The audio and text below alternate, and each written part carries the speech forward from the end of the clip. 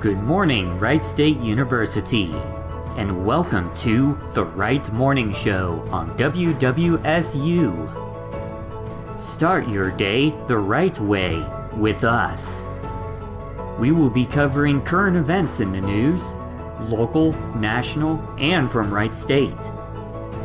We will provide a daily dose of inspiration and positivity to lighten your day. And we will have a special feature depending on the day of the week. So grab your tea or your coffee, sit back, relax, and enjoy the Wright Morning Show.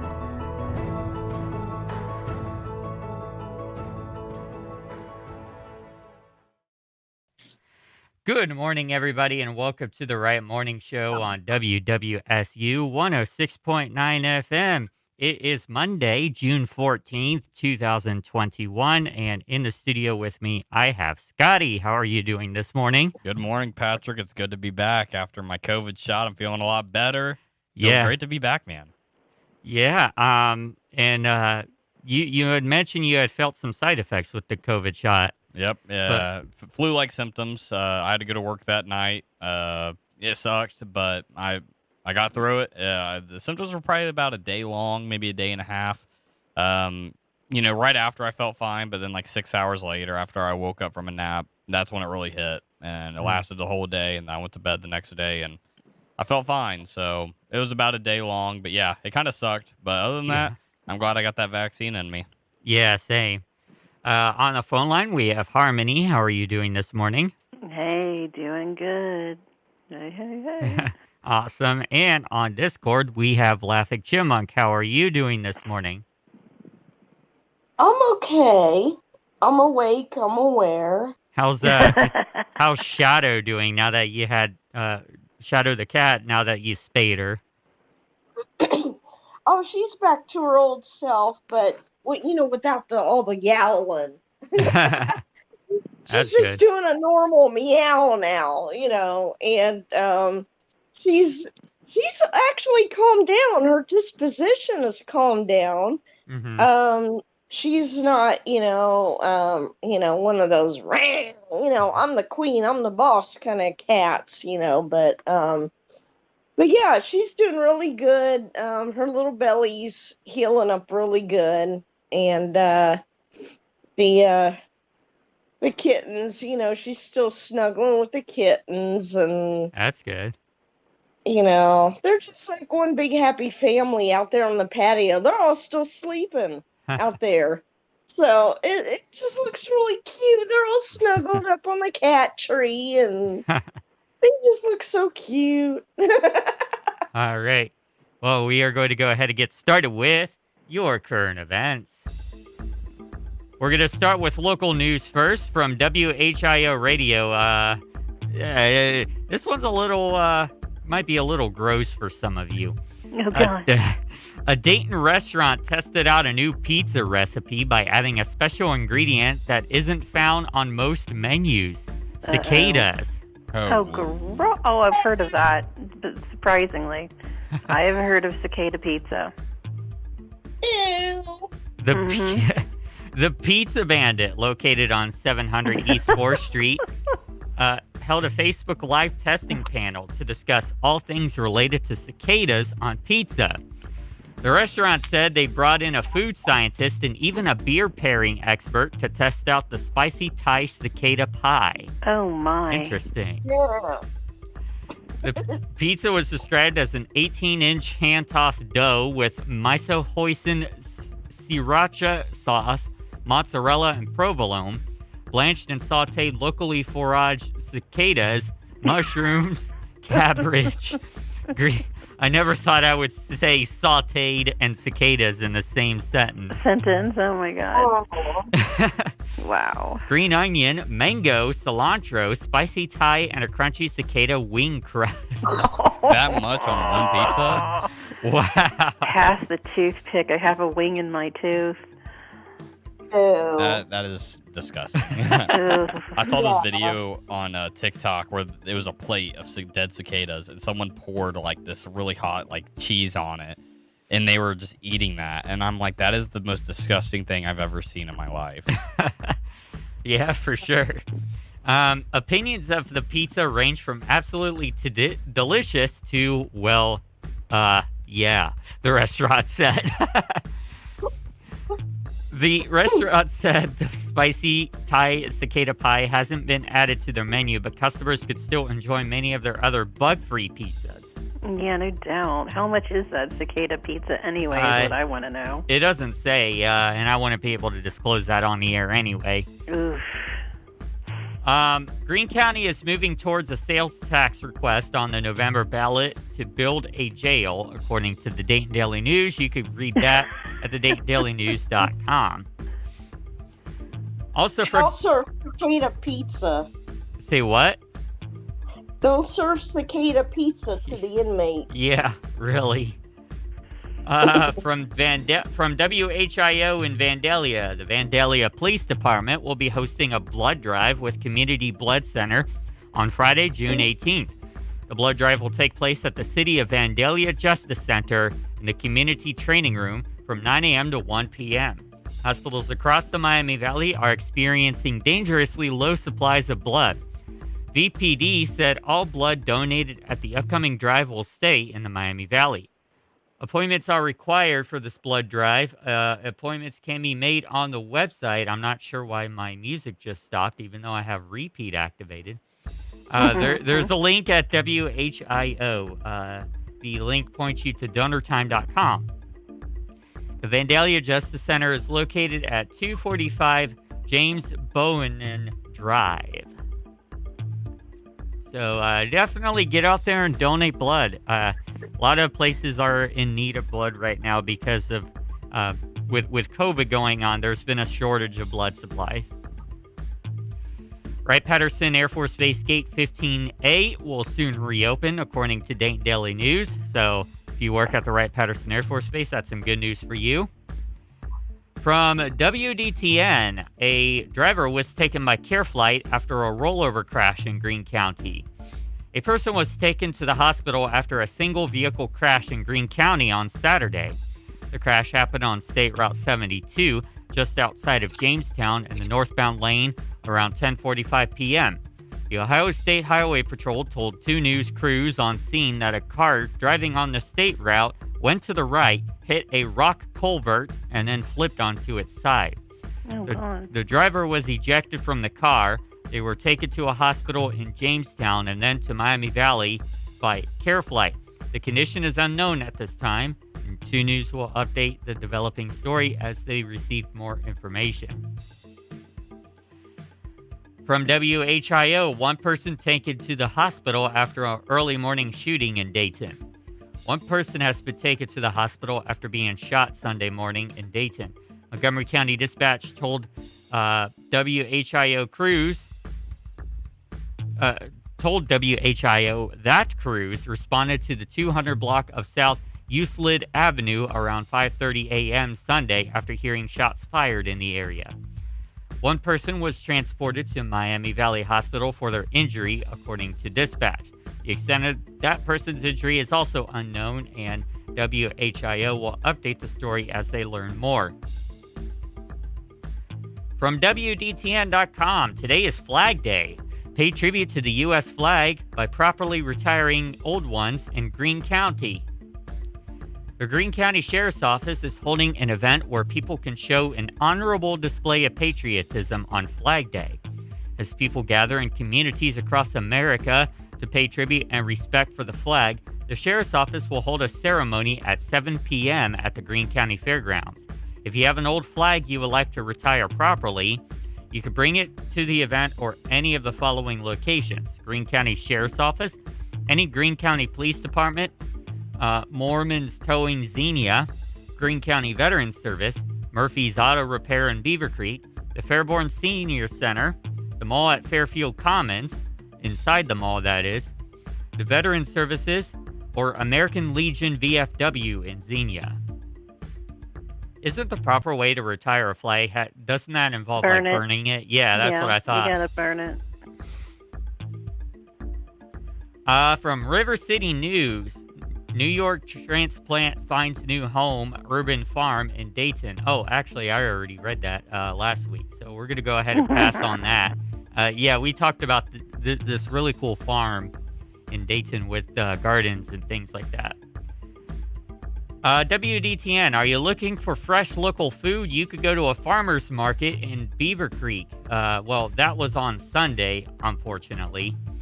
The market was open from noon to 3 p.m. at 3930 Dayton Senior Road in Beaver Creek. According to a release, vendors offered a variety of food items, including spices, fresh baked goods, sauces, coffees, teas, fresh produce, gluten-free options, fresh flowers, meats, jams, honeys, snacks, pet treats, and more. Also, each week, several food trucks were available and will be available. The food trucks attended Sunday included Billy Gold Bubble Tea. Oh, lucky son of a bees. I love bubble tea. And Lupia Queen. Pretty cool. I know there's a couple of farmers markets around the area. There's one, I believe, in downtown Dayton every now and then. And Harmony, I believe, there's a farmers market over there. Bellbrook, if you come down Wilmington Pike and you're familiar with where the Kroger's is on Wilmington Pike, at the very edge there, there's a medical building and then Kroger's. And in between those, there is generally every weekend a farmer's market. Also in downtown Dayton, there is an actual standing building that is a store that is a year-round farmer's market as well. I'm not familiar with the name of it at this point, but I do know that they are down there. I think it's around 3rd Street, if I'm not mistaken. Very cool. A student builds a rocket and competes for a $20,000 national prize at the Air Force Museum, according to Dayton Daily News. So be sure to check that out at their website. From WHIO, the Levitt Pavilion kicks off 2021 concert season, kicked off this past weekend. Levitt Pavilion Dayton's 2021 Eichelberger concert season kicked off on Saturday, June 12th. The lineup announced last month consisted of 41 shows that were free to the public, as well as artists covering a wide range of genres, including bluegrass, hip-hop, jazz, blues, funk, R&B, gospel, Christian, Celtic, classical, rock, country, Latin, reggae, ska, and psychobilly. That is a wide range of genres there. That's pretty impressive. Sounds like my type of gig. Right? I was actually there for, not directly at the Levitt Pavilion, but I was down at Riverskate for a short time on Sunday morning waiting for my my next bus, and I heard a little bit of the music from Riverskate. This year's series began with a performance by New Orleans trumpet player Shamar Allen. Allen's performance began at 7 p.m. at the Levitt Pavilion Dayton stage, located at 134 South Street in Dayton. Now, do realize, this isn't in the article, but do realize that even though the opening event for the Levitt Pavilion has already passed, they have, I think, 50 free concerts every year. So there are some more. Not many. Yeah. So you could attend some free concerts throughout the year at the Levitt Pavilion. So be sure to check those out. Probably about 4 months or so? Yeah, I think so. I'm not entirely sure. But yeah. All right. From Spectrum News, House GOP tours Wright-Patterson Air Force Base and raises concerns about President Biden's defense budget. Ohio Congressman Mike Turner and Brad Winstrup joined House Minority Leader Kevin McCarthy for a tour of the Wright-Patterson Air Force Base on Friday. The trio visited the base after raising concerns over President Joe Biden's new defense spending proposal. The trio of Republicans who are privy to House intelligence reports said Biden's defense budget not only does not keep up with the cost of inflation, but also does not do enough to prepare the U.S. against adversaries like China and Russia. If we're prepared in our military, we will never have to go to war, and that's the key, said McCarthy. Flanked by Turner and Winstrup, McCarthy slammed Biden in the $715 billion price tag currently attached to the defense budget proposal. I don't think it's a time that you want to decrease our capabilities. I think it's a time you want to invest greater, especially in research and development, McCarthy said. You can read more about this at SpectrumNews1.com. So SpectrumNews1.com. Fairborn is preparing for 4th of July festivities, according to WDTN. One of the oldest 4th of July celebrations in the Miami Valley is making a big comeback this year. Fairborn's 73rd annual 4th of July parade, sponsored by the Fairborn Rotary Club, is getting ready to set off next month. 73 is happening this year, and we're doggone happy it is, exclaims Paul Newman, the retired executive director of the Fairborn Chamber of Commerce, and now the publicist for the Fairborn Festival Committee. Last year, we had to cancel because of COVID, but we're so elated that this year we can have our events. The tradition is returning to its traditional route from Central Avenue to Main Street to 2nd Street, where it will conclude. The parade, which will take place at 2 p.m., is expected once again to bring thousands of people downtown. And Newman is ready to kick things off at this year's parade, singing the national anthem. You can read more at WDTN.com. Dude, I haven't been to a parade in like 4 years, it feels like. It's been a long time I for me, forgot, too. like, I'm sitting here like, man, I forgot what a parade was like because it's been so long. Yeah. Plus, I come from a small area where we don't have many anyways, but it's like, wow, we're at that point again. Feels good. Yeah. From the Springfield News Song, an Upper Valley Mall is closing after decades of business. Wow. The Upper Valley Mall was once a bustling shopping center packed with stores and customers, but it's been in a state of decline for a number of years. Changes in shoppers' habits over the years and loss of major anchor stores that brought in customer traffic eventually led to the decision announced in April to close the mall for good. The mall will officially shutter its doors on Wednesday, June 16th, and is slated to be sold to an Ohio-based developer interested in converting it into a potential business park. At least it's going to get some use instead of sitting there abandoned like some other malls. That's good to hear. Ethan Harris, the executive director of the Clark County Land Reutilization Corporation, otherwise known as the Land Bank, said that there is not a set time frame as to when the developer industrial commercial properties would take ownership, though. You can read more at springfieldnewssong.com. We're going to move now on to global and national news. So we're going to do Cheddar News Need to Know. First off, from the New York Times. President Biden heads to his first NATO summit in Brussels today after announcing Sunday that he wishes to work with U.S. allies to fight aggressive behavior from China and Russia. NATO's 30 member nations are said to have a challenge ahead of them as they try to agree on how to confront Russian aggression and China's human rights abuses. Biden is set to meet with Russian President Vladimir Putin on Wednesday. All I could say is good luck with that, Biden. Yeah, for real. Especially with like Trump and Putin were pretty cool, and now you got the guy who just beat out Trump. I wonder how that's going to go. Hopefully, Putin shows a good amount of respect to Biden, and we'll see how that goes. Mm-hmm. All right, and we got some updates with COVID-19. First off, from Reuters. G7 leaders are calling for a transparent and expert-led investigation of the pandemic's origins. They've asked the World Health Organization to conduct a Phase 2 investigation in China.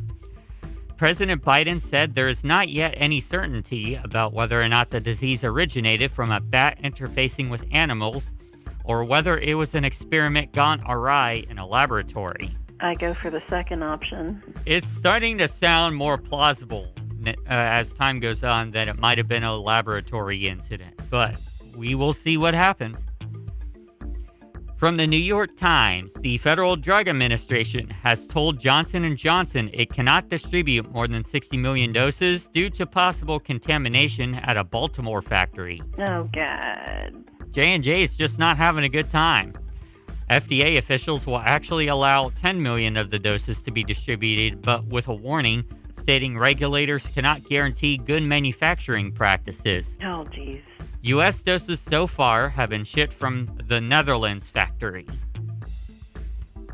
I'm going to personally vouch for Pfizer in terms of vaccines because Pfizer seems to have been doing a really good job lately. And not only that, but I had just learned that Pfizer's sponsors the Equality Act. That's what I'm trying to think of. So they're very supportive of the LGBT community as well.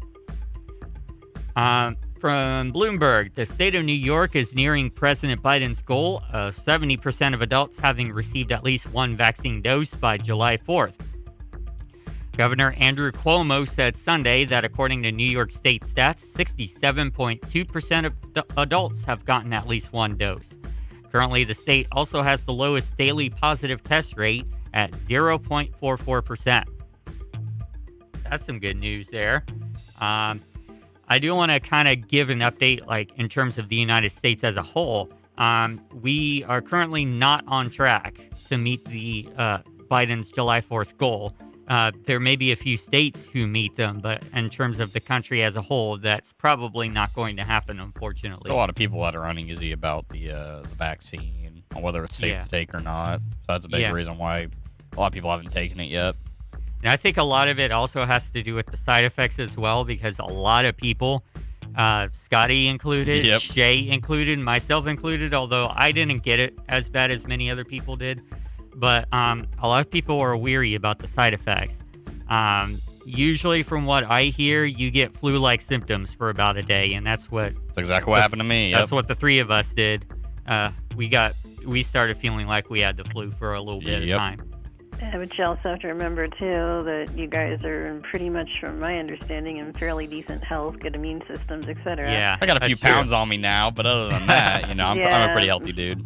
But then you got, like, immune-compromised folks and people with certain pre-existing conditions that they don't know. That's, I can vouch for myself on that one because I have not yet had the vaccine because of that particular situation, so I'm just kind of tossing it around still.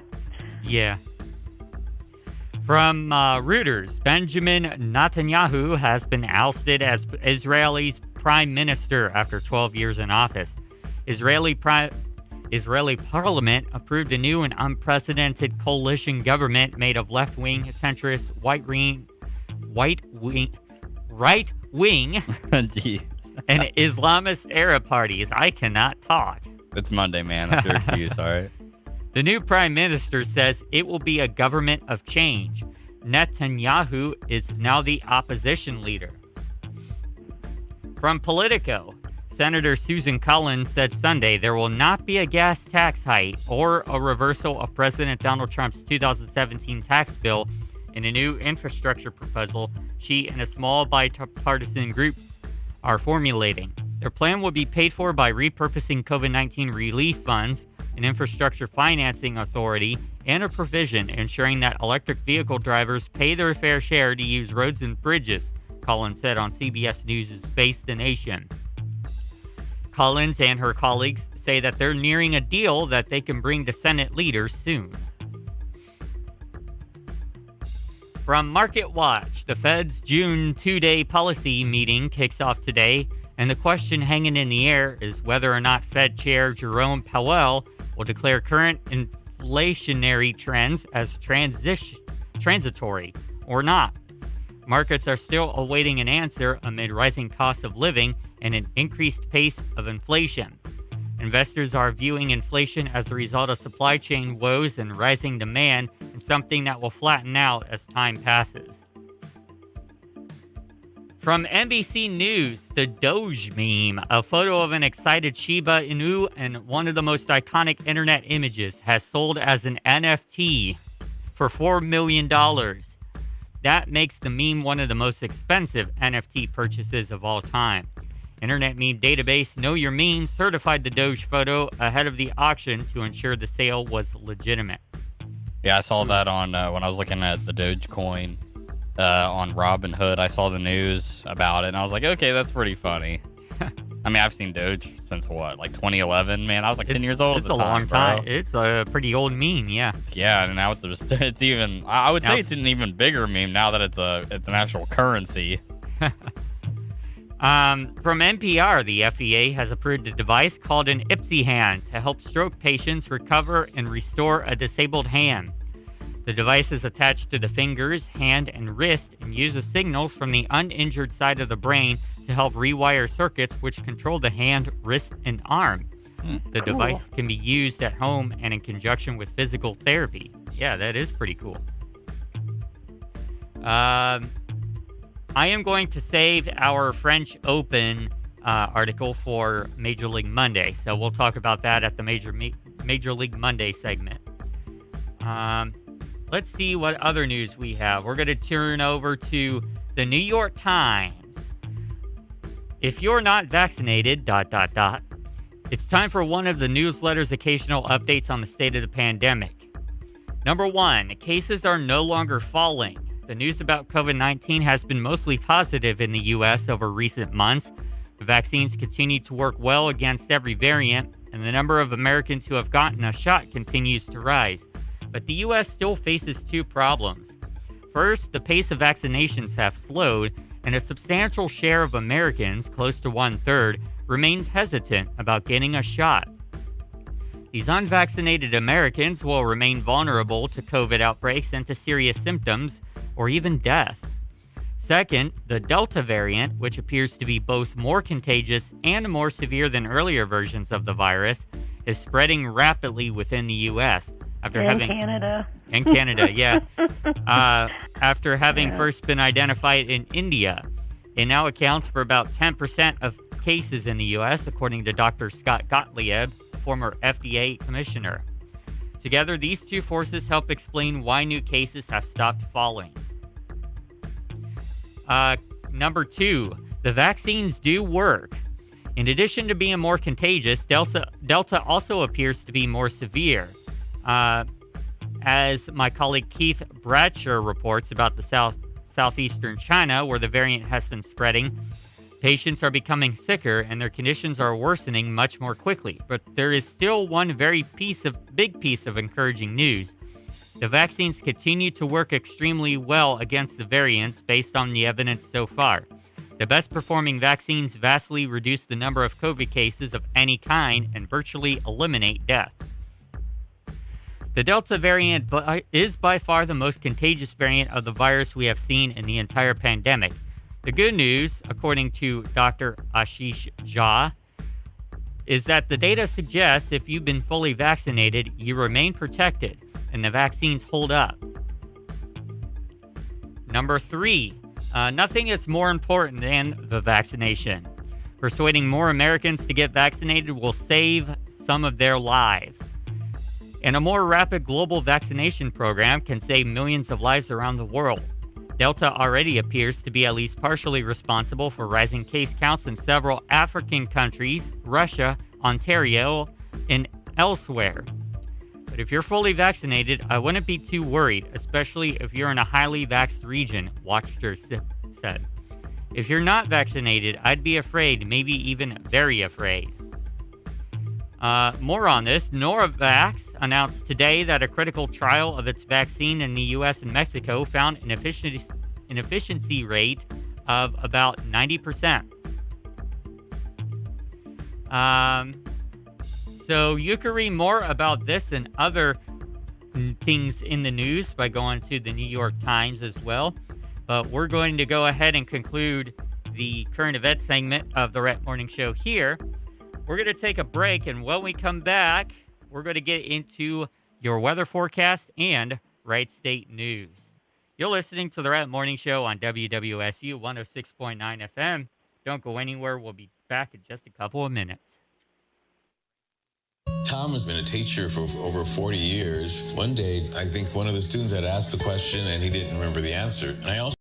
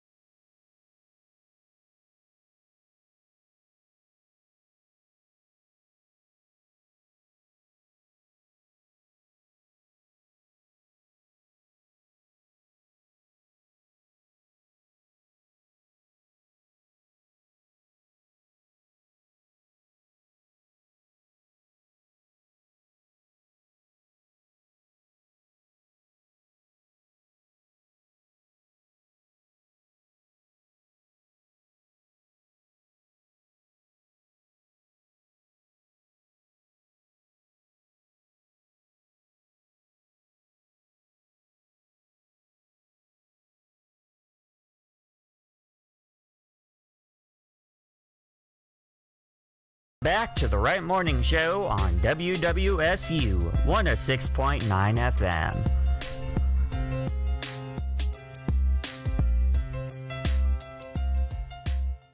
Welcome back to the Right Morning Show on WWSU 106.9 FM.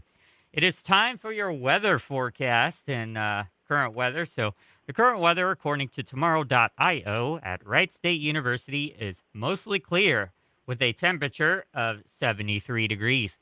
The wind is coming from the south-southwest at 7 miles per hour. The humidity is 57%. The dew point is 56, and the visibility is 10 miles.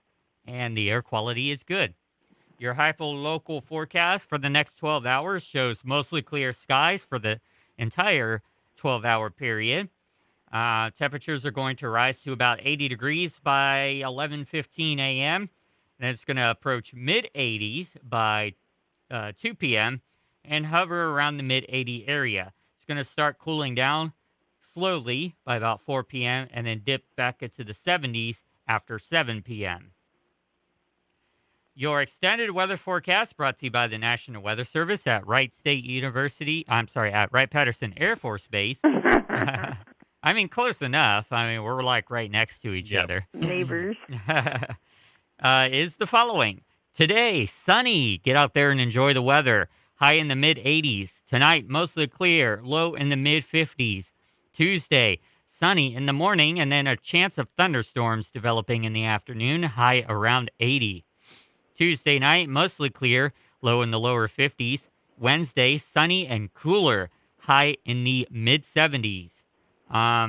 Wednesday night, mostly clear, low in the lower 50s. Thursday, sunny, high in the lower 80s. Thursday night, mostly clear, low around 60.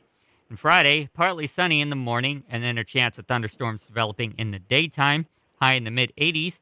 And finally, Friday night, a chance of showers and thunderstorms with a low in the mid-60s. So a couple spotty chances of rain, but certainly a lot more sun than we've seen last week, which is some really good news. It was pretty much raining the entire week last week. All right, we're going to now go on to some announcements brought to you by Wings for Wright State University. Campus Recreation is now offering 2 lifting programs if you want to check them out. First off is Women on Weights, which began on the 10th. Women on Weights is a lifting program designed for women.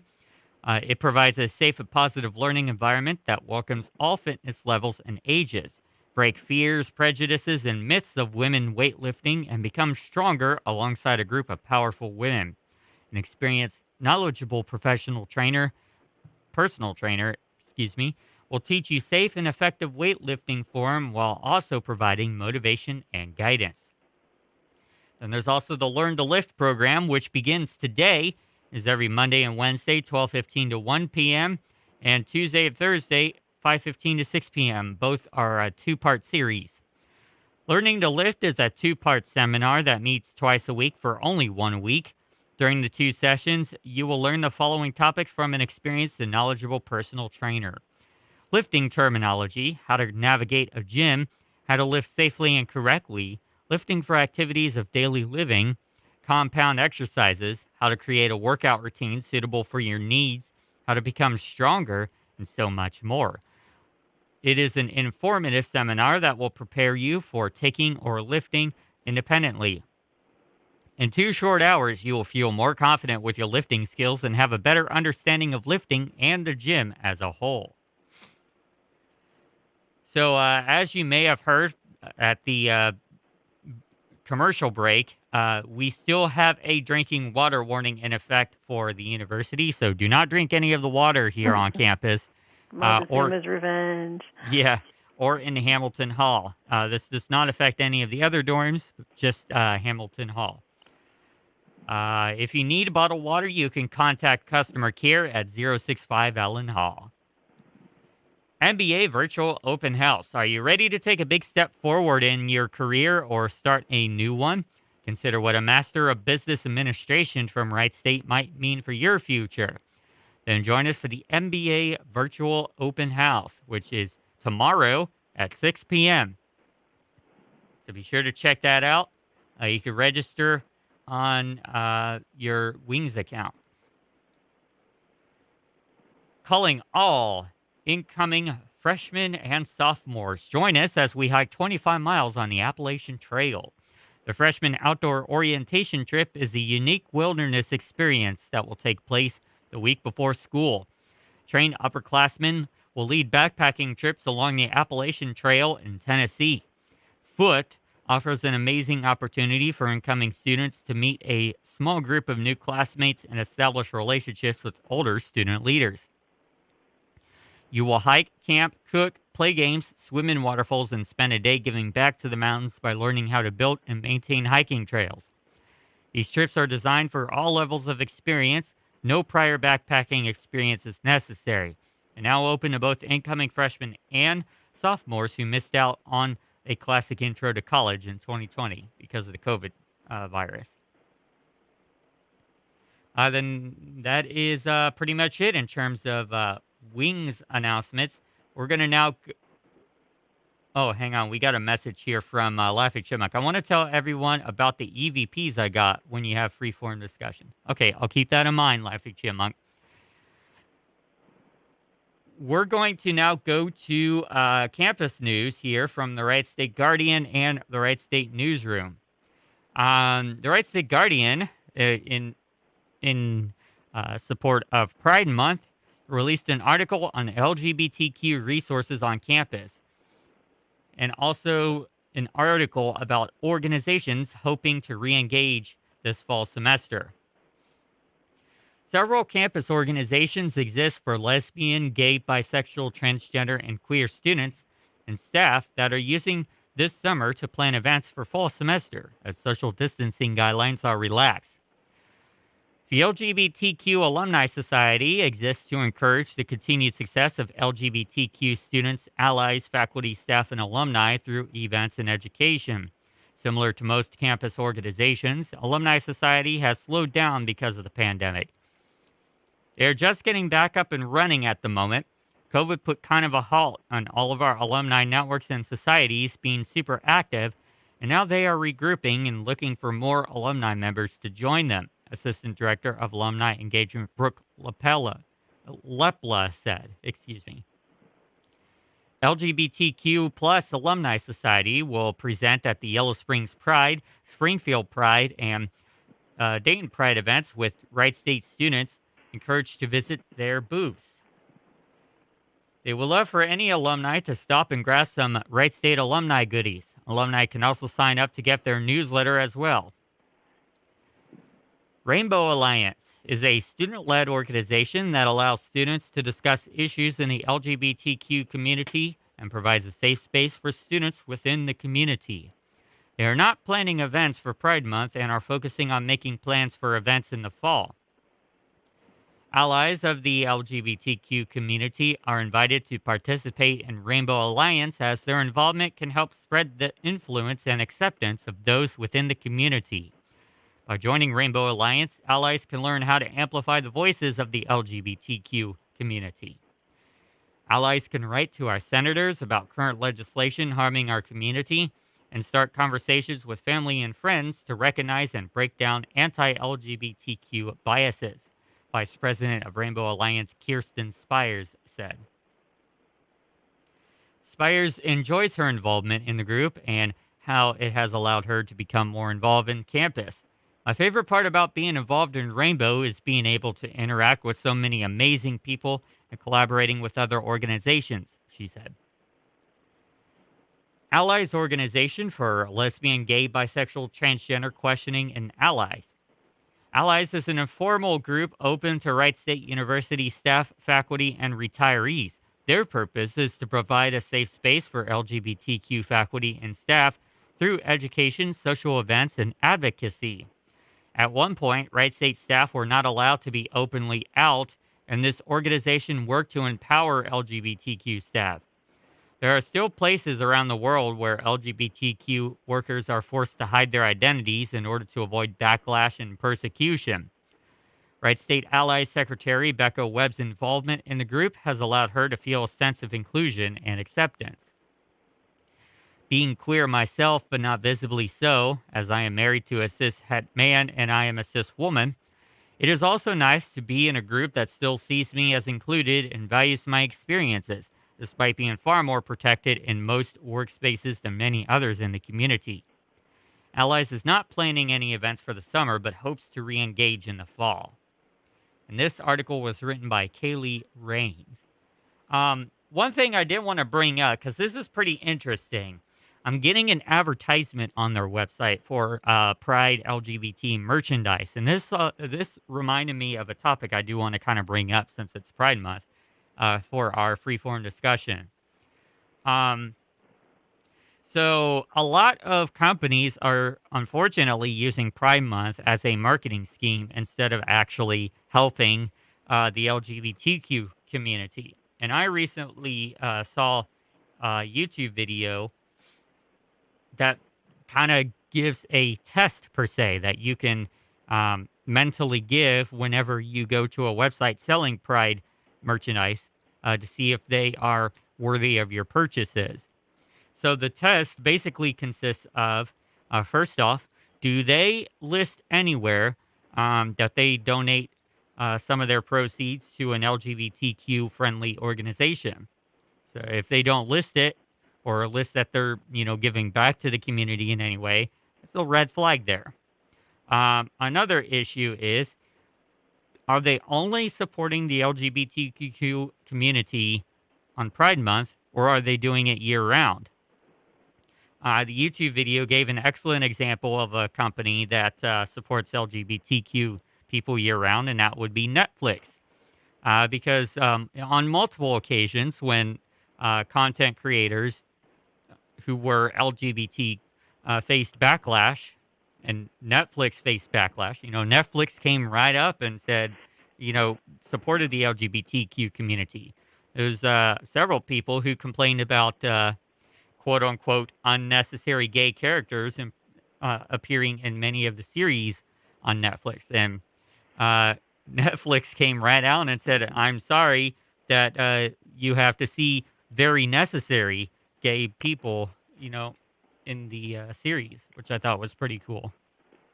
That's not the exact quote. I can't remember the exact quote, but I do remember Netflix standing up for them. So that's an example of an organization that supports LGBTQ year-round and not just on Pride Month. Some other tests include, where, what was I going to say? I just completely had a brain fart. Those are the two big ones, though. Do they donate to LGBTQ-friendly organizations? And do they support LGBTQ not just during Pride Month, but after Pride Month as well? I think another one is what they do outside of Pride as well. So, for instance, there was this rumor that, so Chick-fil-A is a company that comes to mind. They have been known to donate millions of dollars to anti-LGBTQ organizations.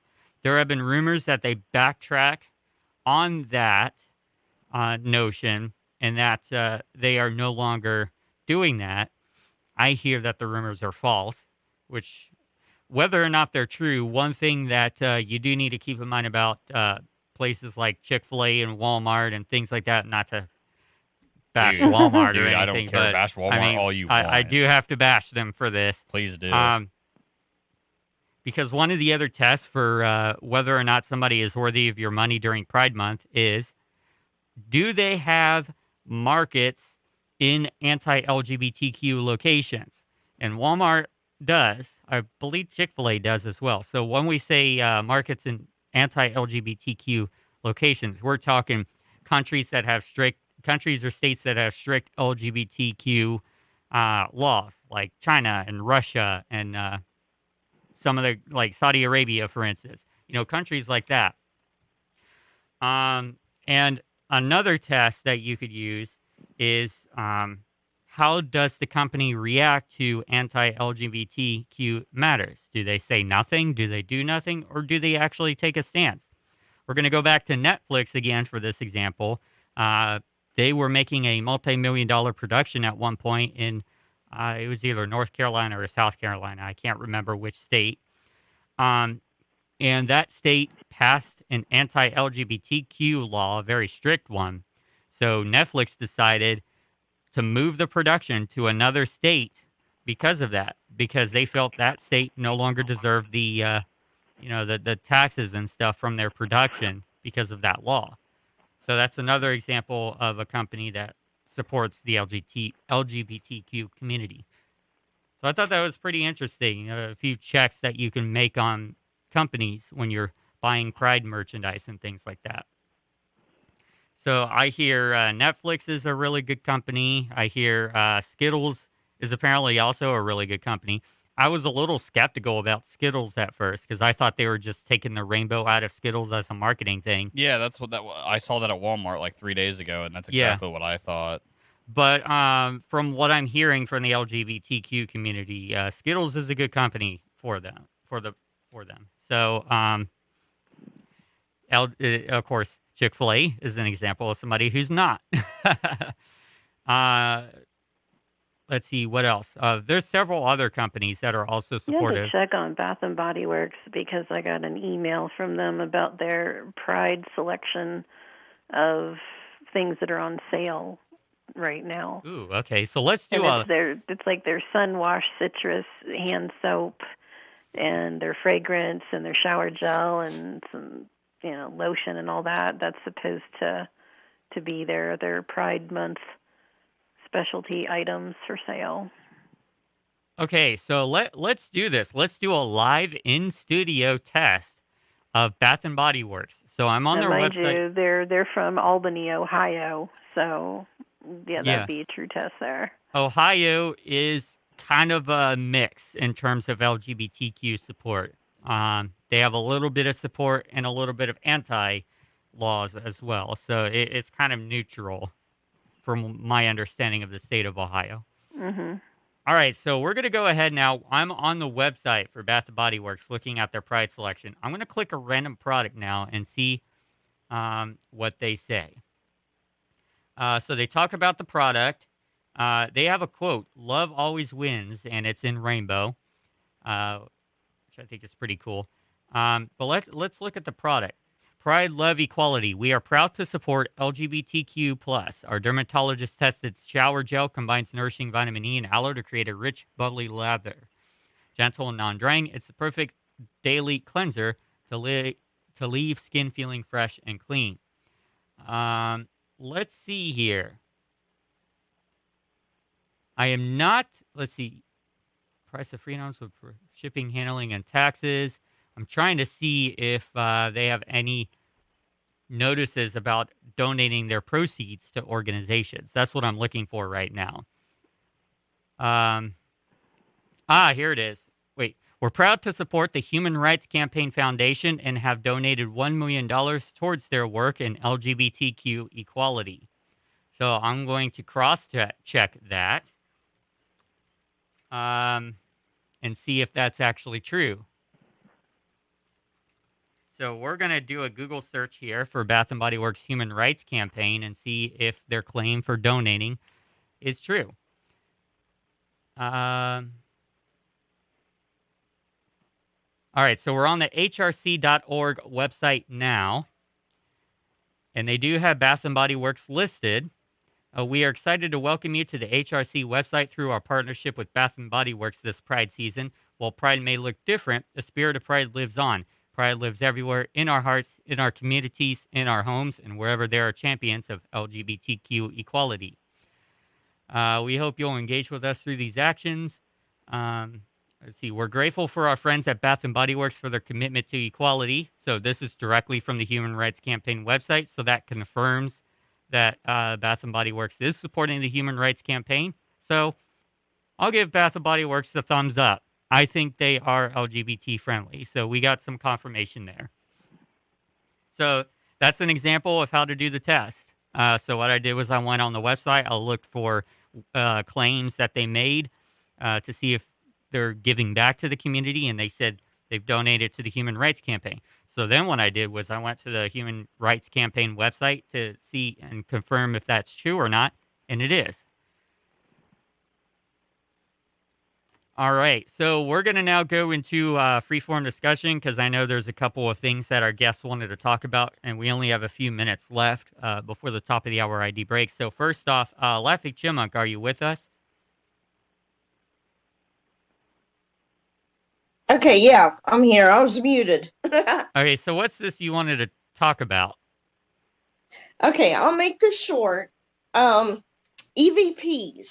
Okay. I had my security camera in the spare room because I was watching Shadow as she recovered, and I still had the camera in the room. And Rich and I were changing the light bulb in the ceiling light, and the camera was doing its thing, recording its motion and whatever.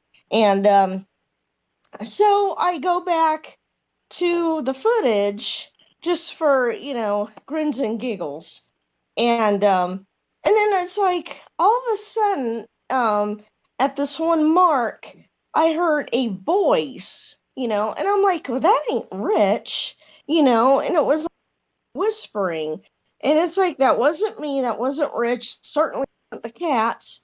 So I put my Bluetooth headphones in, and I really listened to it, and it was a male voice, and he said, "Shake it," and I mean, not that kind of shake it. I hope you're shaking it after every use in the bathroom. Oh, geez. No. That wasn't what he meant. I know, I'm joking. But no, Rich was kind of like, trying to put the glass cover back on, and he was having a little bit of trouble. He had to like jiggle it to get it lined up with the rest of the thing and all that stuff. And so I called Harmony, and she felt that it was the doctor that used to live here back in the 40s, because he was like, I think, the very first owner of the house, and him and his family lived here. And so yeah, she feels that it was Doc saying that, trying to help Rich out. And then later on, I didn't tell Harmony this, but later on, after I got off the phone with Harmony, I went back, and watched some more footage from the camera.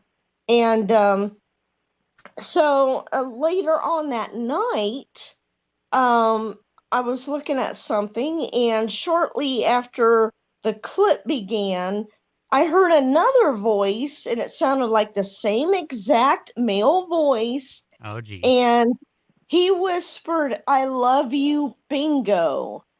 Oh, cute. I And mean, I'm like- bingo's an awesome game, so. No, I think it's a pet name for. That's what I was thinking of. I'm Yeah. joking. It's a pet Yeah, I name was- for yeah. I was thinking it's either Bingo is either like a name for a pet, or it might be one of his kids' nicknames. But I'd feel so weird hearing that though. Like I would freak out if I was you. I don't know if I'd freak out, but I'd be like pretty intimidated. Like I'd be pretty scared. Yeah. I was Like, no, I'm creeped out not at least. scared at all. No, I was excited as heck. I'm like, oh my god, that is so freaking cool. Are you like a ghost hunter? I love paranormal stuff. I think it's pretty so- interesting. Oh, it was very interesting. I'm saving both those clips. I'm not getting rid of those. And so I'm actually looking forward to maybe possibly hearing more. It's like, hey, Doc, whoever's around, say hi, say something. Oh, geez. That's pretty So cool. anyway, that's my story. So I turn it over to the rest of you guys. Yeah. Scotty, I'm going to have you do your daily stock, not daily Scott. It's a Scotty Scott Stocks, report. right? daily stock update because we only have a couple of minutes before our next break. Yeah, so things that have been kind of going up and down recently. I've seen Dogecoin kind of starting to shoot back up. It was at 30 Obviously. cents. Yeah. Yeah, it's at 32. It's on the rise again. Ethereum actually went up about $100, so that's pretty cool. Bitcoin's been shooting back up.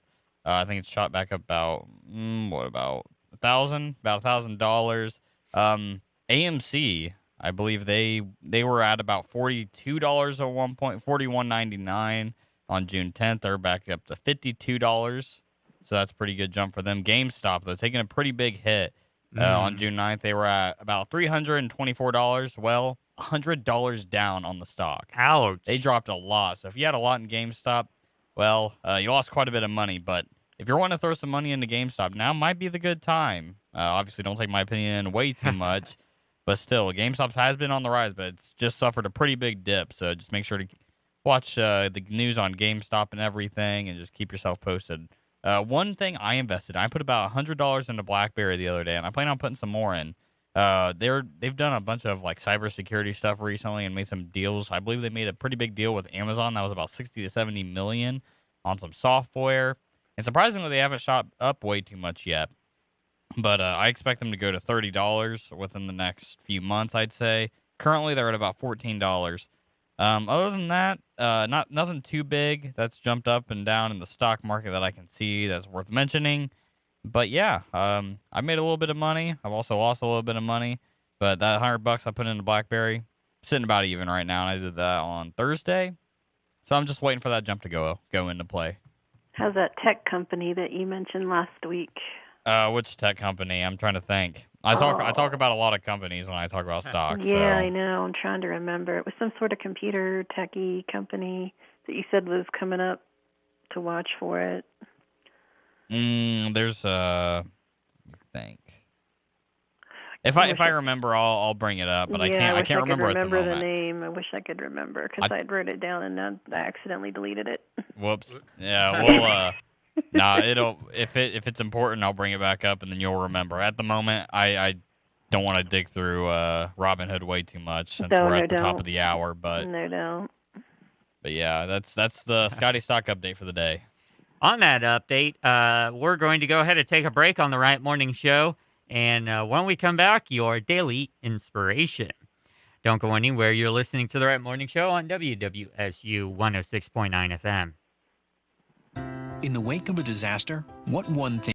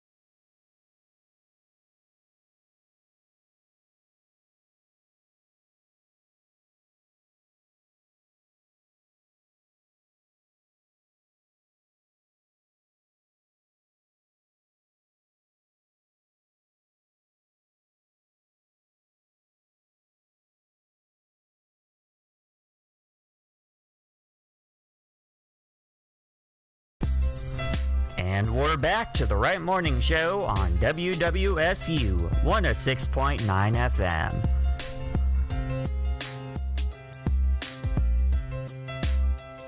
Welcome back to the Right Morning Show on WWSU 106.9 FM.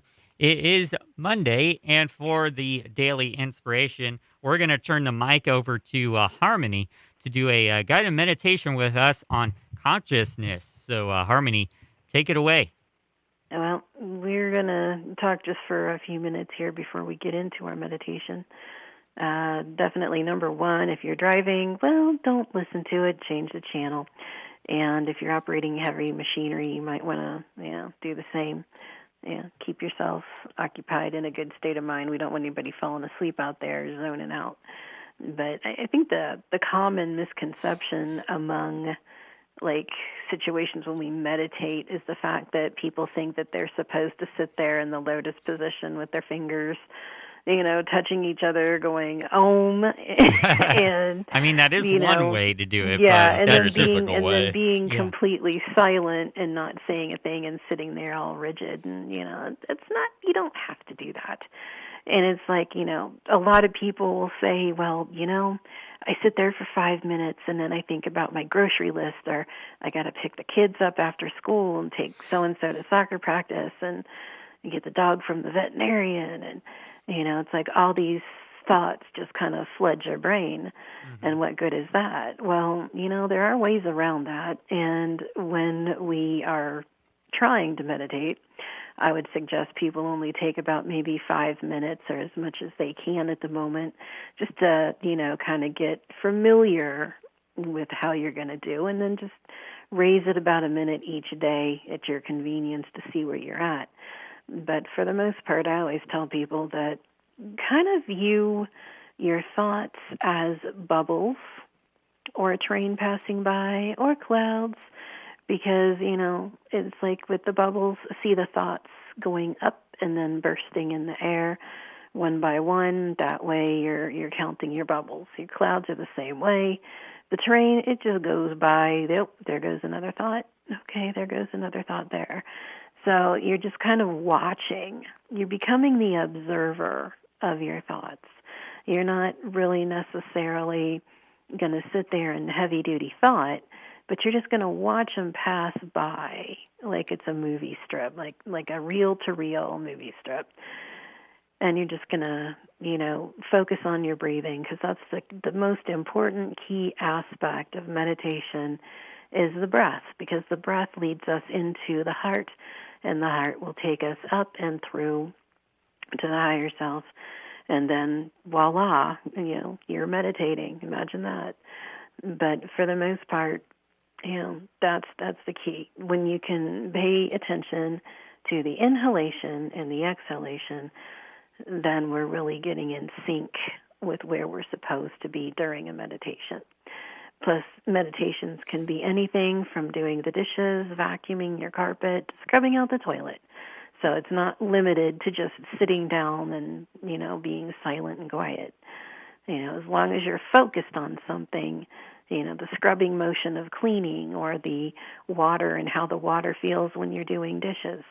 Even in the morning shower when you're getting ready to scrub up for the day, and you can just feel the water, pretend you're in a giant waterfall, and just let those thoughts go down the drain with the water and the dirt, and you're good to go. But I just wanted to get that in there so people are very aware of, it's not just about sitting being silent. It's about finding creative ways that can get you through the meditation so you can be more productive and you can feel a little more at ease and peace. But this morning we are going to do kind of an expansion of consciousness and watching the thoughts. So we're going to integrate a couple different things into in today's meditation and see how that goes for everybody. So, and I guess we will get started there, Pat. All right. It's not a confined space, but it is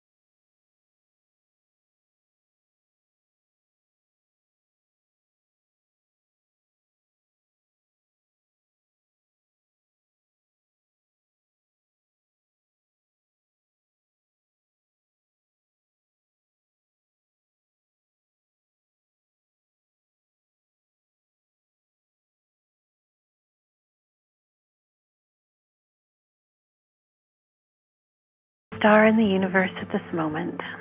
And I wish to all of you listening, namaste. And the background music we used during that meditation was from OCB Relax Music, springtime music, study music, and stress relief. And if you enjoyed the music that OCB provided, you can support them by purchasing the tracks that they have on iTunes or Amazon. So we have a couple of minutes left in the daily inspiration statement. So let's talk a little bit about the meditation. How's everybody feeling? Any notable experiences or anything? I think I almost passed out. I ain't gonna lie. I think Pat kept looking at me and my eyes were closed, and I'm just like, dude, I'm sitting here thinking like, dude, I'm about to pass out. It worked on me, at least to say. I'm tired now, man. It's about bedtime. It was good. I mean, I'm doing my dishes, but still, I'm like, oh, this is very nice. Yeah. Well, there you go. Just goes to show that you can do the dishes and meditate at the same time and find a sense of peace Yeah. while you're doing house cleaning. So it goes in all directions. Yep. I was going to say house cleaning can be a really great form of meditation because, as Harmony has mentioned on her show, Harmonic Connections, from many months past, you could do things like when you're washing the dishes, instead of doing it quickly, just do it slowly and observe the sensations of the water and the suds and things like that. That's exactly what I was doing. Yeah. When you're vacuuming, you can notice the swifting motion that you make with the vacuum cleaner. You know, The hum of the vacuum cleaner, provided it's not a dirt devil and it's like extra loud. yeah. But yeah, those things are crazy loud. All right. I think we are going to go ahead and take a break. And when we come back, the final segment of today's show, which is Major League Monday. So, gonna get a head start on your sports news of the week on the Right Morning Show. So, everybody stick around, and we'll be back in just a couple of minutes.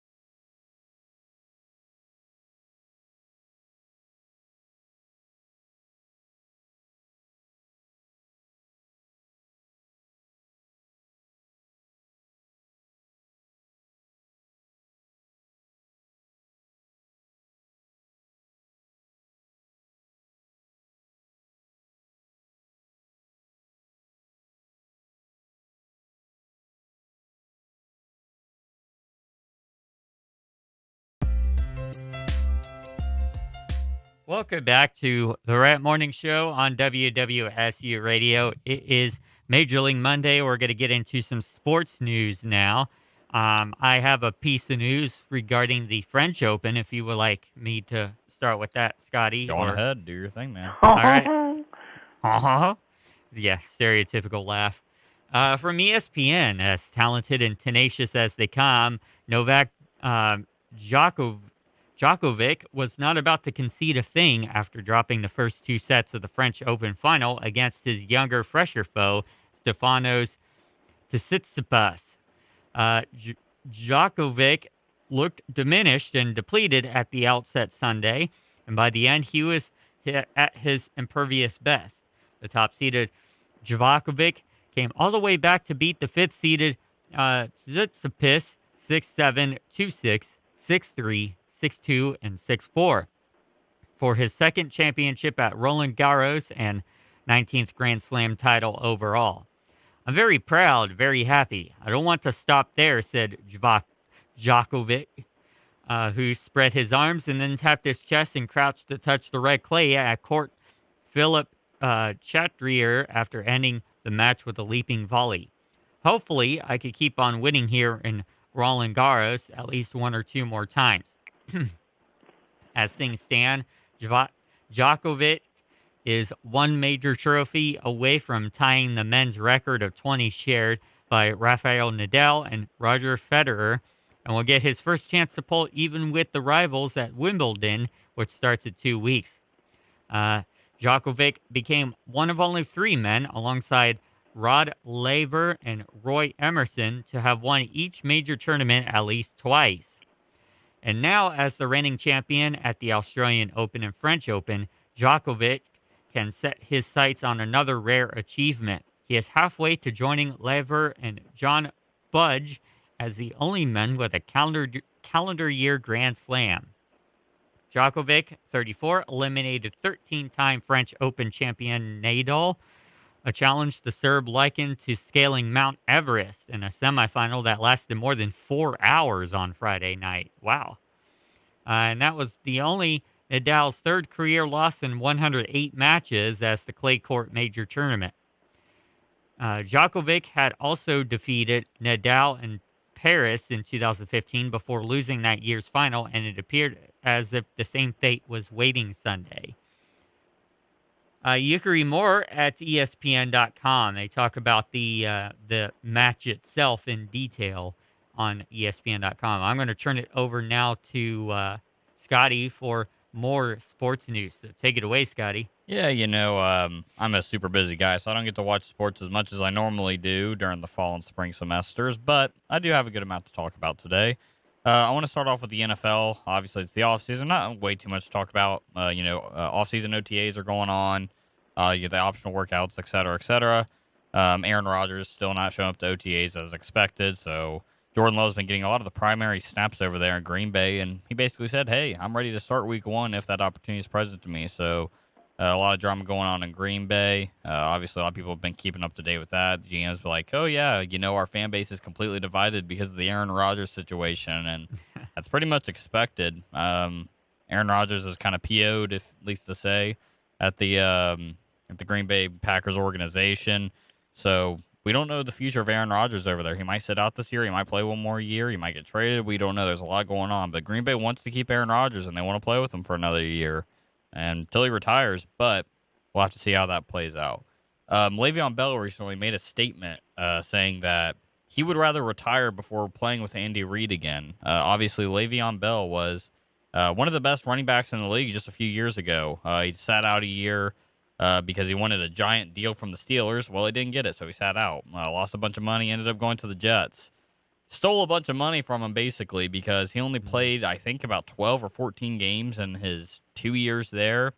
Made like $30 million or some stupid crap like that, right? Wow. Yeah, he made a bunch of money for barely doing anything. And then after the Jets, he went to the Chiefs, and that's where Andy Reid was. And I have a good amount to read here, so if I can find the original tweet that he said, if I can find it, well, I'll just go ahead and paraphrase a little bit. But he basically said that he'd rather retire before playing for Andy Reid again. And everyone was, questionable about that. They're like, Andy Reid is one of the best head coaches in the NFL, if not currently the best head coach, as a type, like a dude, right? Like, as a pretty cool guy. And obviously as a winner as well. He's been to the Super Bowl the past 2 years, and he won against the 49ers just a couple years ago. Mm-hmm. Anyways, Le'Veon Bell got quite a bit of backlash for this, and I'm going to go ahead and quote what he said via his Twitter. I said what I said, and I don't regret at all what I said. For those who have a personal problem with me because of what I said, that's fine. You have your right. Just to understand, I also have my right for how I feel about my personal problem with dude because of what he said to me. Never did I say I didn't enjoy my time in Kansas City, because I loved my time there and was probably my closest locker room full of players I've ever been around. I enjoyed my teammates, the city, the food, the fans, and everything about Kansas City. And I think Le'Veon Bell didn't even have over 200 rushing yards. Let me find his stats. Le'Veon Bell stats, Kansas City. I heard he was, if I recall correctly, he was short by a few yards, but I could be wrong. And with his time in Kansas City, he had 63 attempts for 254 yards, 2 touchdowns. He also had 13 catches for 99 yards as well. So Le'Veon in 2020 as well. This is before I believe he got released in 2020 by the Jets. Believe it was week 4 or 5. Might have been right before the deadline. I can't remember. Feels like that was an eternity ago. But anyways, he had 19 carries for 74 yards with the Jets. He barely played, and that's why he ended up getting cut ultimately, even though he had a bunch of money that was owed to him from the Jets. But either way, he's a free agent now. I don't even think I haven't seen him do any visits or anything. But ever since he sat out from the Pittsburgh Steelers, he hasn't really done anything. He hasn't been the same Le'Veon Bell that we've seen 2017 Le'Veon Bell, the one who was an elite running back, one of the best running backs I've ever seen. Not the same dude. But anyways, he's currently a free agent and kind of throwing a lot of crap on Andy Reid there for no reason. He didn't really give any specific reason why he didn't like playing for Andy Reid, but he didn't like it, man. I don't know if we're going to see Le'Veon Bell on another team, and if we do, it's going to be a very cheap deal, and I don't think we're going to see him ever back to his prime form. I think he's out of his prime. I think he's only 20. Yeah, he's 29 years old, so he's still a pretty young running back. He probably has about 3-4 more years in him as a pretty elite dude, but the guy's just not the same person. So Le'Veon Bell, I'd like to see him find a home. I'd like to see him go back to Pittsburgh. But that ain't going to happen, obviously. They got Najee Harris in the draft. Obviously, James Conner, he was there. He's the one that replaced Le'Veon Bell. So maybe we'll see him get a home in the future. Maybe not. We'll have to see what his future holds. From the New York Jets, Jamison Crowder, their number 1 receiver back in 2019, I believe it was, /2020. They're wanting Jamison Crowder to take a 50% pay cut. Ooh. And he was their number 1 dude, right? The Jets have so much money. They just drafted Zach Wilson, the rookie quarterback from BYU. And they're wanting Jamison Crowder to take a 50% pay cut. They also got Corey Davis from free agency, so I wouldn't even do that. If I was Jamison Crowder and they were wanting me to take half of my money, I'd ask for either a trade or just a release. Yeah, why do they want him to take a 50% pay cut? Probably just to expand more cap room to get more better players for that team. But, they got a good new coach now. Saleh there, he was a former, I believe he was defensive coordinator for the 49ers, and a lot of people respect him. So I expect the Jets, not this year, I don't think they're going to be a playoff team by any means this year, but, in the near future, I expect them to be a pretty decent team. They have a pretty good coaching staff there now that Adam Gase is gone. And they have a promising rookie quarterback, and they have some room for improvement in the receiving end and running back department, but they have some promise on the defensive side of the ball as well. Pretty good D-line, in my opinion. Cornerbacks are okay. Linebacker core is all right. But, they got a lot of room to improve on, and keeping Jamison Crowder there, I think is a priority, especially with how well he performed. I think he may be getting a little bit older. Let me look up his age. I don't think he's really too old. He's 27. Okay. So I thought he was like 30, but no. He's still a pretty young dude. But yeah, they're wanting him to take a 50% pay cut, and if I was him, no way. No. I mean, he had some pretty good stats. I think he was their leading receiver And I believe I had him in fantasy at one point, and he did pretty solid for me. So, he was like the only receiver there other than, man, I can't remember his name because he was pretty irrelevant. But there was another receiver who did okay. I think he had like 400 receiving yards. But anyways, I'm going to go ahead and move on to the NBA, which it's the NBA Finals time. I haven't been able to watch way too many games. I got to watch a few Lakers games, but unfortunately, the LA Lakers fell to the Phoenix Suns on the first round of the playoffs. They lost the series 4-2. And after that, the Phoenix Suns faced the Denver Nuggets, who are the number 3 seed, and they swept them. They just got the sweep done last night. And I'm going to go ahead and pull up the stats here for the series. If it's being a little weird here with me on the website. Gotta love technology and the web. But anyways, the Suns, they're 8-2 so far in the playoffs here. Like I said, sweeping the Denver Nuggets. And Nikola Jokic, which is the MVP, is the first MVP since 2000, I believe it was. At least since Shaquille O'Neal to win the MVP, first center to earn the MVP award. So congrats to him. But obviously, that MVP reward don't really mean anything now that he's out of the playoffs, right? There's no NBA championship for him this year. But a series leader went to Chris Paul, who averaged 25.5 points a game and averaged 5 rebounds and 10 assists. So he averaged a double-double within the series. Chris Paul, one of the head coach of the Phoenix Suns, said that he thinks Chris Paul is the best point guard of all time. I think he's one of the best, but I wouldn't say the best. Definitely not. But Chris Paul is definitely a talent at his age. I believe he's 37, 38. He has some age to him. But the dude's a baller. I love watching Chris Paul play. But the Suns just able to get it done against the Denver Nuggets. They averaged about 121 points, 45 rebounds, and 25 assists in the series against the Nuggets. And I'm going to go ahead and pull up the game recap from last night's game. The Suns and the Nuggets. If I can find the box score. Here we go. Oh, gotta love websites. But anyways, Devin Booker shooting about 44%. Devin Booker and Chris Paul, the two guys over there in Phoenix who've been getting it done. McCall Bridges was about 54% on the field. But the best shooter, DeAndre Ayton. DeAndre Ayton was doing pretty good there last night, 6 for 10 on his shots. And Ayton has done a pretty good job stepping up in his role there for the Phoenix Suns. I believe he came from the Golden State Warriors midway through the season, or maybe near the beginning of the season. But either way, he's done a great job there. And Jay Crowder, seems like that dude's been everywhere in the league. He didn't really do too much last night, but with the Lakers, he got against the Lakers, he had a pretty good series as well. So the starting 5 over there for the Phoenix Suns done pretty good in my opinion. Obviously, they just swept out the Nuggets, and now they're going to be in the Western Conference Finals. So Devin Booker and Chris Paul combining for, I believe, about 80 points, 71 points. So they combined for 71 points last night out of the 125 that were scored. Those guys are just crazy. I mean, it feels like the Suns are just a powerhouse at the end of the year. Last year with the bubble, they won every game. They were undefeated in the bubble, but that wasn't enough to get them in the playoffs. They had like a 1.2% chance of making the playoffs when they were in the bubble last year. And they did everything on their end that they could. They went undefeated in the bubble, but obviously it depends on what other teams do. If they win or lose, that'll determine who makes the playoffs and whatnot.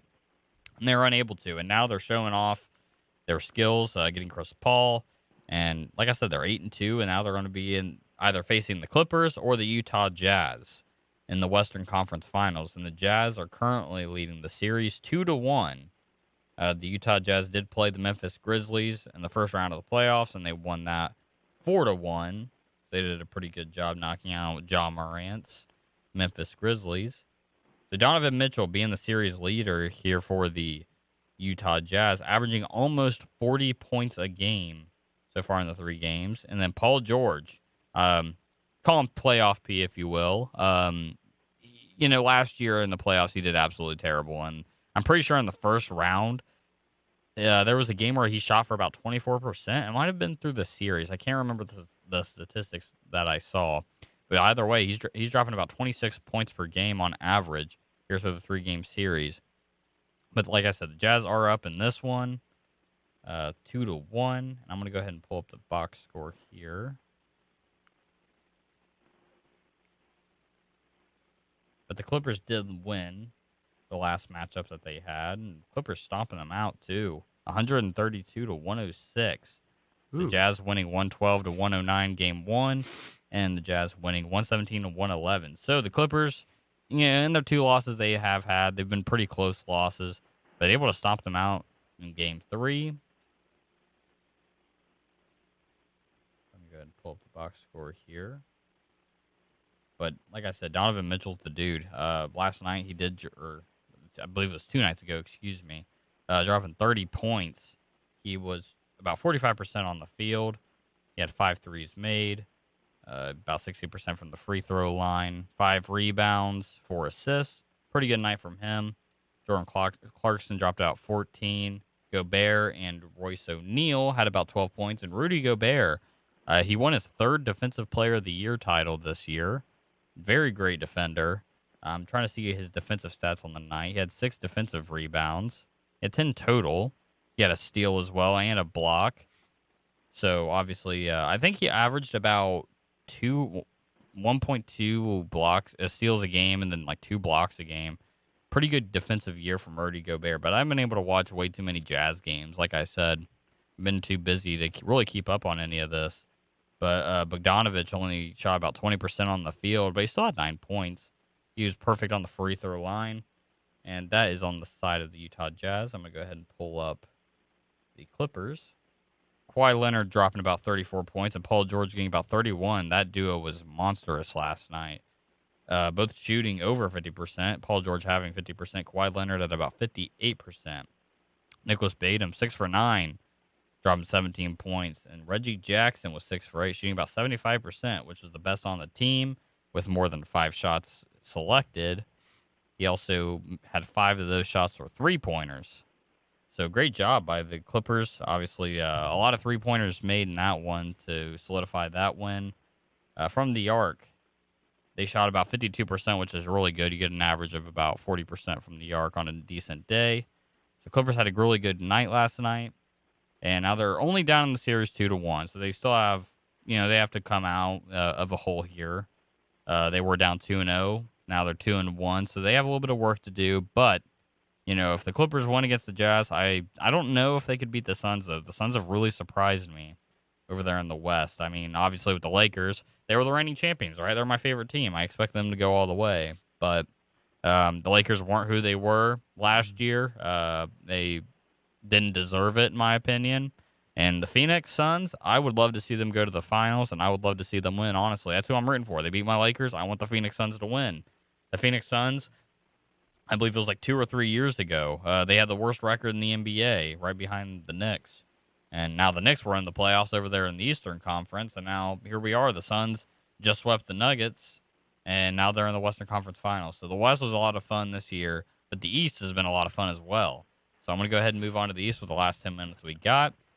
The Atlanta Hawks are down in the series 2-1 against the number 1 seed Philadelphia 76ers. Trae Young has obviously been a stud, least to say. I mean, Trae Young against the New York Knicks was a lot of fun to watch. Talking a lot of crap to the fans. Obviously, the Knicks, it was their first year back in the playoffs since, I don't even remember, 2012. I think that's when the last time they were in the playoffs. It's been a while, maybe 2011. But either way, the fans were giving Trae Young a lot of crap. But I believe the Knicks won game 1 of that series, and then the Atlanta Hawks, ended up just stomping them out. So I'm going to go ahead and actually just look at Trae Young's stats against the Knicks just because I didn't get to fully look at them. He dropped about 30 points a game and about almost 10 assists per game as well, when Julius Randle for the Knicks was the best player, and he only had 18 points per game, but he also averaged about 11 rebounds. So the Knicks didn't really do that good at all in the playoffs, but hey, I was happy to see them back in the playoffs. But anyways, moving on to the current day stuff. Philadelphia 76ers, like I said, are up in the series 2-1. Leading the series, Joel Embiid is just monstrous here against the Atlanta Hawks, averaging 35.3 points per game, 10 rebounds, and about 5 assists per game. Trae Young, 28 points, a rebound, and almost 10 assists on average.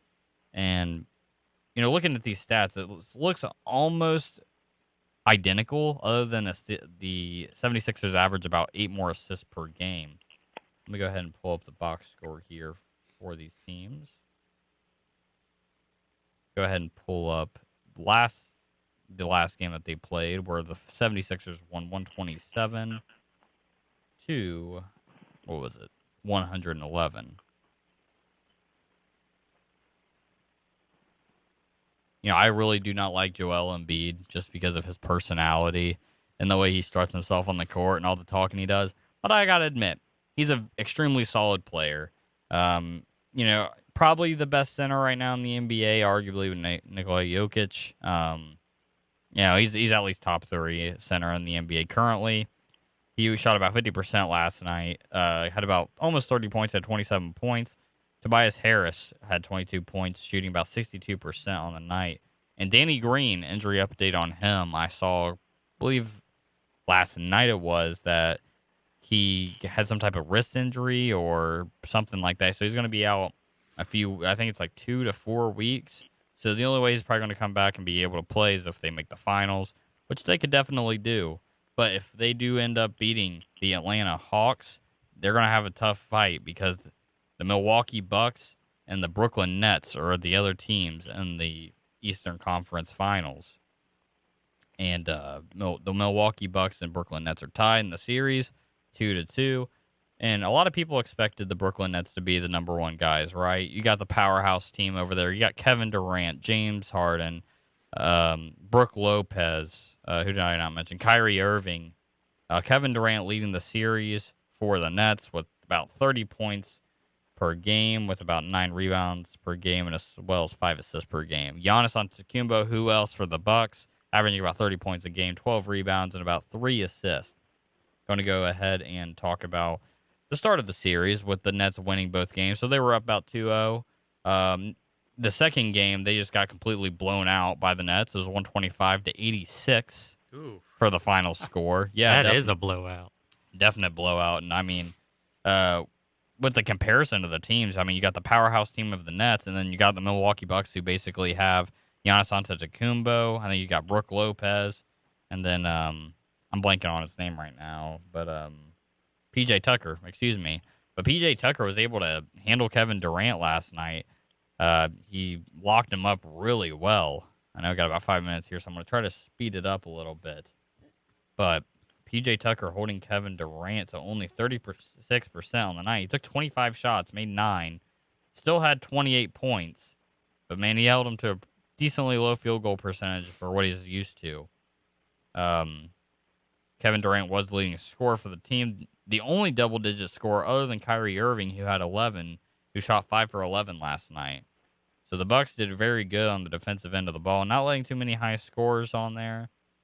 But for the Bucks, the Bucks had Giannis Antetokounmpo, who had 34 points, PJ Tucker, who had 13, Chris Middleton, who had 19, and Drew Holiday, who had 14. Drew Holiday being a pretty good acquisition this year. Done a great job over there in Milwaukee.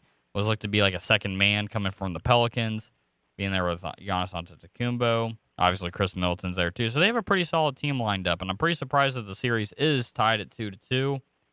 But the Bucks, they could be. We've seen a history of Giannis choking in the playoffs. We saw it last year against the Heat. Well, they got to have revenge. They got to sweep the Heat this year. So we're either going to see the Nets or the Milwaukee Bucks in the Eastern Conference Finals, or the Conference Finals, excuse me. And or we're going to see we're also going to have to see the matchup between the 76ers and the Atlanta Hawks to see who's going to be facing the winner of that. Obviously, the Phoenix Suns swept the Denver Nuggets, so we're going to have to see who wins against the Utah Jazz and the LA Clippers to see who plays the Suns. It's been a lot of fun. From what I've seen of the finals, like I said, I've been able to watch way too much, but I've been able to see a good amount of highlights, and I get to watch it sometimes when I'm at work during my break because they play pretty late. But it's been a lot of fun watching them. It's a very lopsided year. Obviously, the Lakers aren't in there. The Heat, both teams that were in the finals last year, got knocked out first round. Wow. Like I said, the Heat got swept, and the Lakers lost the series to the Suns 4-2. My throat hurts a lot from talking for about 20 minutes straight and a very fast-paced manner, trying to cover all this. Obviously, if you're a sports fan, you've enjoyed watching the finals, keeping up with all the NBA news. And I know once the NBA finals time rolls around, I'm going to have to call off work because I got to watch that stuff. Depending on whatever team it is, I'm going to be excited because we're not going to see the Lakers and we're not going to see the Heat. So it's going to be two new teams in the finals compared to last year. And this is going to be the first finals in which have not had LeBron James or Steph Curry in the past 10 years, I believe it is. So it's going to be a pretty big change. So I'm looking forward to the NBA finals this year, Pat. That's interesting. Yeah, definitely. Especially when you don't have your two star players in it in the NBA. Exactly. So, the two faces of the NBA, if you will. Yeah. All right. We're going to wrap up the Wright Morning Show with your final check of the weather forecast. The current weather at Wright State University, brought to you by Tomorrow.io, is clear with a temperature of 80 degrees. The wind is coming from the west-southwest at 10 miles per hour. Getting a little bit breezy out there. Having some wind gusts around 20 miles per hour. The relative humidity is starting to fall now, 41%. So starting to get a little less muggy outside. Dew point 53 degrees. The visibility is 10 miles and the air quality is good. Your 12-hour forecast calls for clear skies up until 10 p.m. and then it's a little bit of clouds are going to roll in at about 10 p.m. Temperature is going to approach 85 degrees by 1 p.m. and then exceed that just a little bit. It's going to stay in the upper 80s until 5 p.m. and then cool off into the lower 80s. And then it's going to approach the upper 70s after 7 p.m.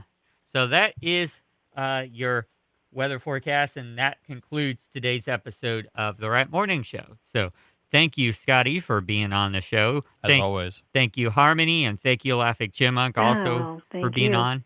Always appreciate it. Thank you. And we are going to sign off for the day, so stick around for tomorrow's episode. We're here every weekday, by the way, from 9 a.m. to 11 a.m., and tomorrow's Trivia Tuesday. So I believe Scotty's going to be hosting that one if you want to. I should be. As long as I'm in office, I will definitely be hosting it. Because that's one of your favorites. Oh, yeah. Trivia Tuesday. I love it. So we'll see you tomorrow. Thank you for making us a part of your morning, and have a great day.